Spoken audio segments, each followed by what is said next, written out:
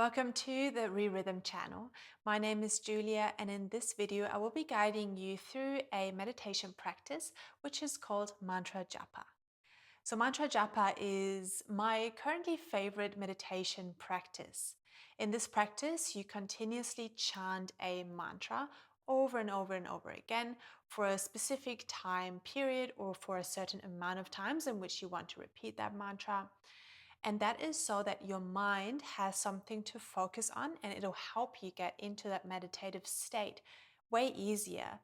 Because again, you're offering your mind something to focus on, and that will ultimately help transcend the thoughts and the noise in the head and get you in a state of more calm and peace. It's pretty cool.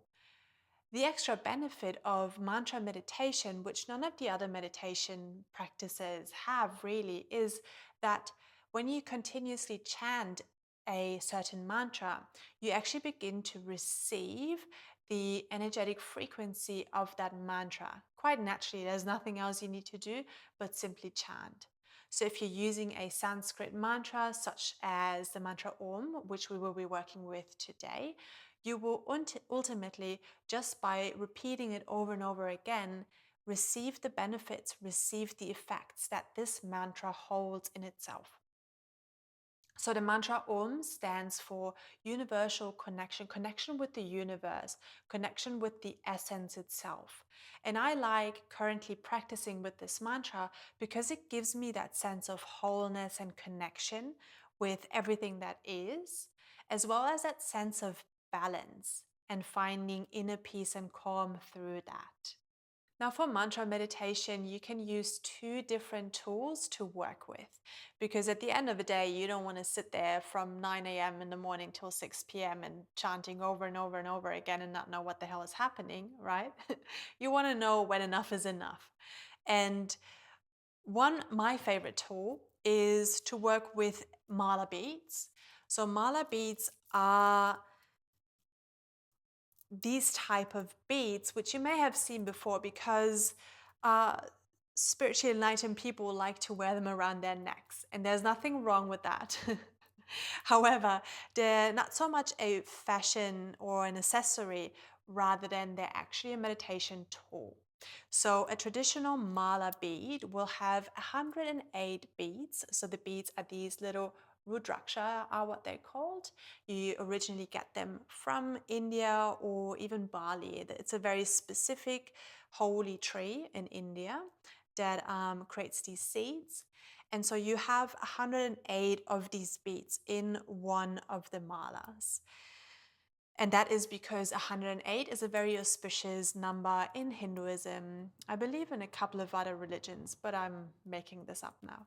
So 108 different beads, and that's what you will have to look for if you're buying a necklace or if you're making it yourself. I've made this one myself, which I absolutely love because I have that personal connection to it now. So you have 108 beads and you hold the Namala beads in your hand. You want to make sure that the index finger is not touching them, as that is considered as unholy. And then you move each bead with each mantra that you chant. So saying you're chanting the mantra Om, you'll begin with the first bead chanting Om, moving on to the next one Om, and you repeat it as many times as there are beads. So I love really practicing with this because over time, because you keep chanting into every single beat, it begins to hold that frequency and that energy. And so whenever you touch it, it can actually help you get into meditation faster, which is really cool. But if you don't have mala beads yet, if you don't want to get them yet, that's not a problem at all. And you just want to start right away, here's a very simple technique in which you can start mantra meditation straight away. And that is by simply using your phone's stopwatch. So in meditation, you may have started using your timer for meditating, as in setting your timer for 10 minutes and then your timer will go off after 10 minutes are over and you move on with life. The reason why I prefer using the stopwatch, as in sitting down, pressing start, and then letting the clock run, is because I can control when I stop meditating. Because oftentimes when you meditate, you may get into the meditative state at 3 minutes, at 5 minutes, 10 minutes, 15 minutes. And I like to be in control over staying longer or actually leaving a little bit earlier if it's just not working out for me. That actually never happens, but you could, right? So, what I do is I start the timer, I set my phone on no auto lock, and then I just close down the eyes and I begin my practice. After a certain amount of time, you get a good feeling for how long 5 minutes are, how long 10 minutes are too in meditation. But over time, I will quickly glimpse at the clock, see where I'm at. If I'm noticing that I'm not there yet, cool, close down my eyes again, continue. And then sometimes I may be over, and that is good because I may have only just gotten into a meditative state and I'm enjoying it and I want to stay there for a little bit longer. Whereas imagine you're getting into the meditative state at 9 minutes 30 seconds and you want to stop meditating at 10 minutes and the timer goes off and you're being automatically dragged or like snapped out of it again. That's not quite effective, is it? So you want to be in control over how long you meditate rather than being snapped out of it by your timer. And this is why I like using the stopwatch. Today we'll work with the stopwatch just so that you can get a feeling for how long those 5 minutes are. You don't have to worry about anything at all because I will have that running and you can just let go and let yourself be guided through this meditation practice. So let's begin. I always say you want to find a comfortable seat with your hips slightly elevated above your knees. So I'm currently sitting on the ground on a bolster. I'll show you that. I'm sitting on a bolster.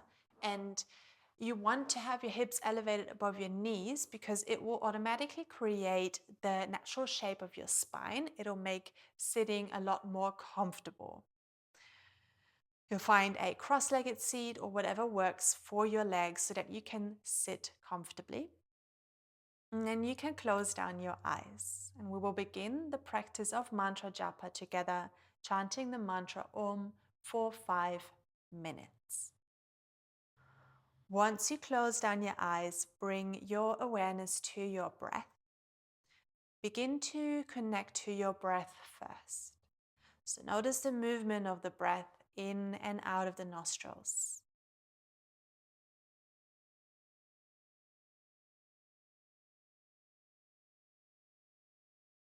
And then for just 5 breaths only, begin to lengthen and deepen the breath.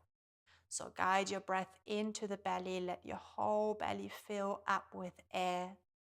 Guide the air into the side ribs, let the upper body fill up.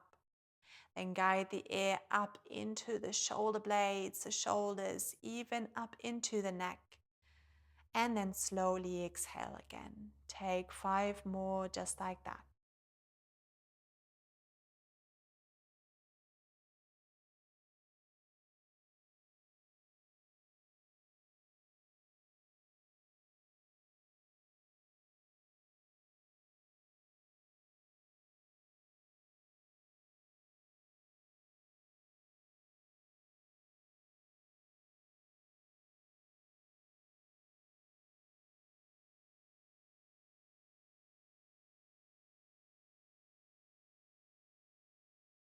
Now, after you've finished your 5 rounds of breath, you may already feel just a little bit more settled.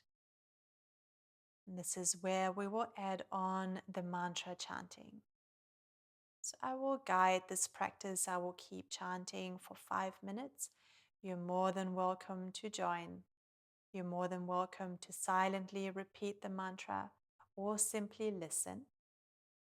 Whenever your thoughts begin to wander, then just bring all of your awareness back to the mantra, the sound of the mantra, internally and externally.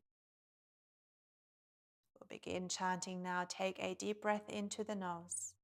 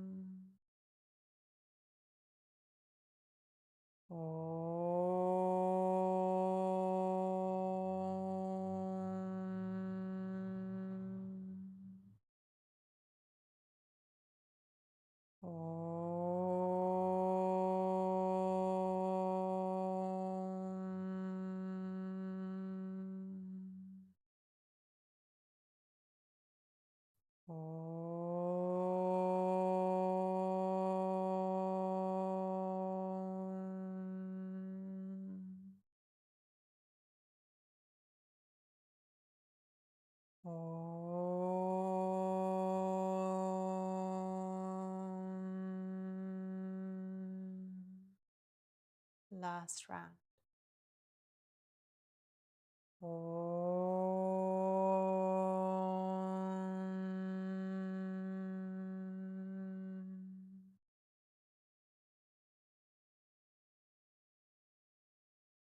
Allow yourself to sit in silence for just a second.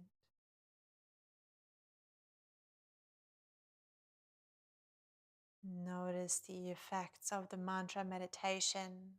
You may experience a tingling sensation moving through the body. You may experience a bit more spaciousness in the mind, feeling just a little bit more calm and grounded.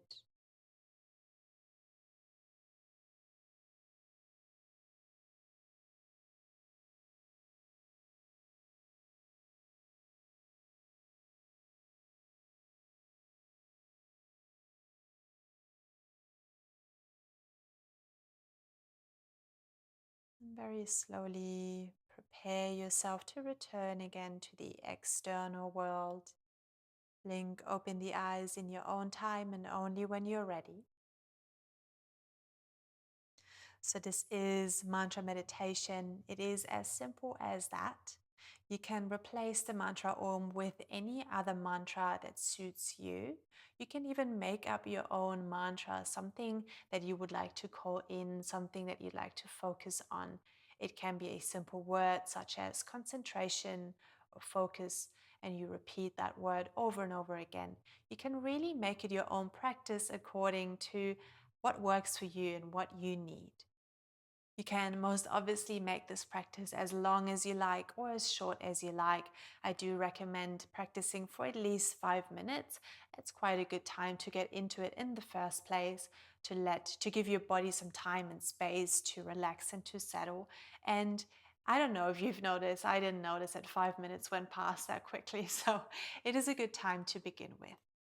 As I've mentioned at the start, is that this is one of my favorite beginner practices just because it is so easy for the mind to get into the meditative state, into a calmer state, because you're offering it something to focus on, something tangible, such as the sound of the voice, something to focus on, such as that mantra. Now, one other benefit that I've left till the end, because you may have already noticed that yourself, is that when you chant mantras, such as the mantra Om, you're naturally lengthening the exhale, making it longer than the inhale. And what that does is that it already slows down the mental activity. It slows down the activity of the brain because you're simply letting less air arrive at the brain. And this is also why you get into a meditative state so much faster without a lot of fuss. It's almost as if you're combining a breath work exercise with meditation. It's very effective. So please let me know about your experience. Also, if you have any questions at all, then please add them into the comments below, and I'd love to answer them for you. And otherwise, I hope to see you in one of my other videos, and thank you so much for watching.